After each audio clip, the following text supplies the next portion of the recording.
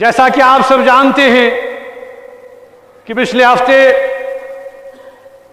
سے جو واقعات، جو حالات ہندوستان کے اندر ہو رہے ہیں وہ بہت ہی تشویشناک ہیں۔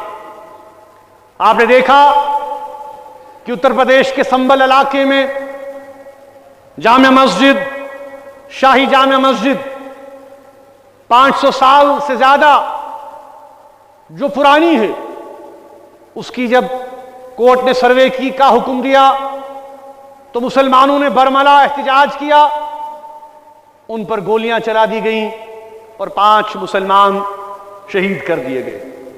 ابھی یہ زخم تازہ ہی تھا کہ آپ نے دیکھا کہ 2 دن قبل ایک اور بار کورٹ نے اجمیر شریف کی جو تاریخی درگاہ ہے حضرت خواجہ معین الدین چشتی رحمت اللہ علیہ، اس درگاہ کی نسبت ان کے ساتھ ہے، تو کورٹ نے ایک بار پھر اس درگاہ کی سروے کا حکم دیا ہے۔ اس سے قبل آپ نے دیکھا کہ گیان باپی مسجد، اس کی بھی سروے کا حکم دیا گیا۔ اس سے قبل آپ نے دیکھا کہ تاریخی بابری مسجد کے ساتھ کیا ہوا۔ یہ سارے واقعات ہمارے سامنے آیا ہے، یہ کوئی ڈکی چھپی بات نہیں ہے۔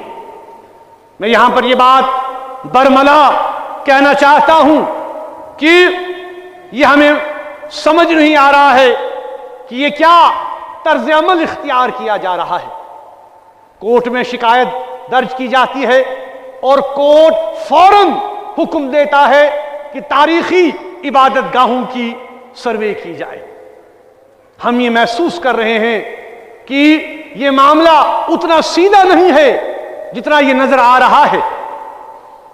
مسلمانوں میں دن بدن یہ تشویش بڑھ رہی ہے کہ یہ کوئی ملی بھگت تو نہیں ہے کہ جس کے ذریعے سے مسلمانوں کے جذبات، مسلمانوں کے احساسات، مسلمانوں کے دینی مراکز جن کے ساتھ ان کی وابستگیاں ہیں، سالوں سے نہیں بلکہ سینکڑوں سالوں سے، ہزاروں سالوں سے، ان مراکز کو کمزور کرنے کی سازش کی جا رہی ہے۔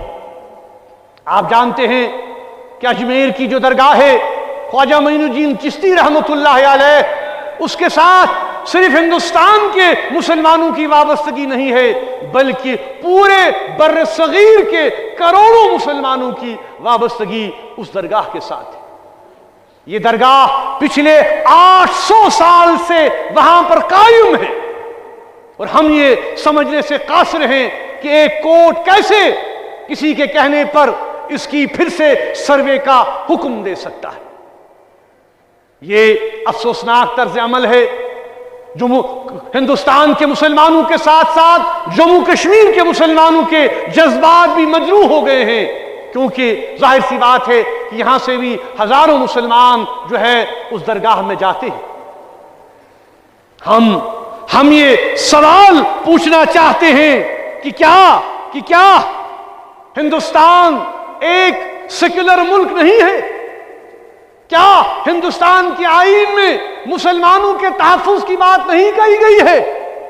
کیا یہاں پر جو آئین ہے اس آئین میں یہ بات واضح نہیں کی گئی ہے کہ جو پلیسز آف ورشپ ایکٹ ہے وہ برقرار نہیں ہے؟ تو کیوں بار بار ایسا ماحول کریٹ کیا جا رہا ہے جس سے فتنہ، فساد، آپسی منافرت کو جنم دینے کی کوشش کی جا رہی ہے؟ یہ افسوسناک طرز عمل ہے۔ اس کے ساتھ ساتھ آپ یہ بھی جانتے ہیں کہ وقف کا جو معاملہ ہے، وقف امینڈمنٹ بل جو پارلیمنٹ میں ہے، اس کے حوالے سے بھی جہاں ہندوستان کی پوری مسلم قیادت پریشان ہے، جموں کشمیر کی مسلم قیادت نے بھی، ہم نے ایک اور خط کل ہی روانہ کیا ہے، اس کے سربراہ کو اور یہ کہا ہے کہ ہماری بات سنی جائے، یک طرفہ فیصلہ نہ کیا جائے، کیونکہ اس سے پورے مسلمانوں کے جذبات مجروح ہو رہے ہیں۔ یہ معاملہ سیاسی معاملہ نہیں ہے، یہ معاملہ مسلمانوں کے عقیدے کا معاملہ ہے، یہ شریعت کا معاملہ ہے، یہ دین کا معاملہ ہے، اور اس میں مداخلت جو ہے وہ برداشت نہیں کی جا سکتی۔ اس لیے ہم حکومت سے یہ کہنا چاہتے ہیں کہ وہ حالات کی سنگینی کا احساس کرے اور اپنے ذہن کو تبدیل کرے، اس مائنڈ سیٹ کو بدلائے، کیونکہ خدا نخواستہ اگر ان حالات و واقعات کا کوئی بیکلیش ہوتا ہے، کوئی حالات بگڑ جاتے ہیں، تو اس کی تمام تر ذمہ داری حکومت پر ہوگی، کیونکہ وہ ایسے اقدامات دیدہ دانستہ اٹھا رہے ہیں، جان بوجھ کر اٹھا رہے ہیں، جس سے مسلمانوں کے جذبات کو ٹھیس پہنچائی جا رہی ہے۔ ہم یہ محسوس کرتے ہیں کہ یہ عمل فوری طور سے بند کیا جانا چاہیے۔